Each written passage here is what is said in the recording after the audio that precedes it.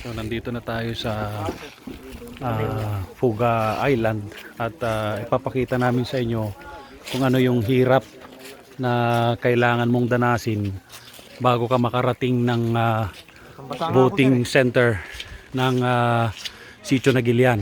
So ilang steps ito, Kenny, bago ka makarating sa taas? 300 plus sir, 300 plus steps. Okay, so 300 plus steps ang kailangan mong hakbangin paakyat, no?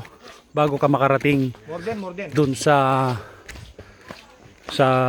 taas kung nasaan naroon ang polling place ng Sitio Nagilian ng Fuga Island.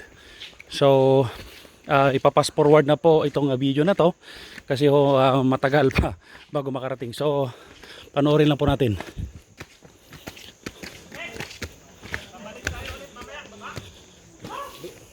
Yeah, doon tayo. May ikwan dito sir eh. May shortcut tayo sa tugbog dito ay sa daanan natin. Para hindi tayo umakyat. Ayun na. Hindi, ay patugbog tayo Ah. Ay di ba mapantay pa lang kita tayo tayo. Untay pa lang muli. Wait, tapos malati documentation natin kasi. Ay, akyat muna tayo. Wait, naka-record eh. Okay sir. Tano makita da jerigat ti panaguli.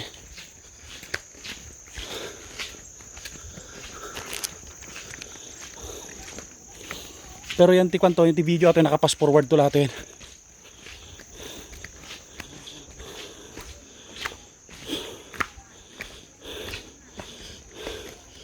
So kung mapapansin ninyo, kung halimbawa yung botante ay pilay o nakasakay sa wheelchair, ay napakahirap po para iakyat siya Matanda, doon sir, sa matanda. taas.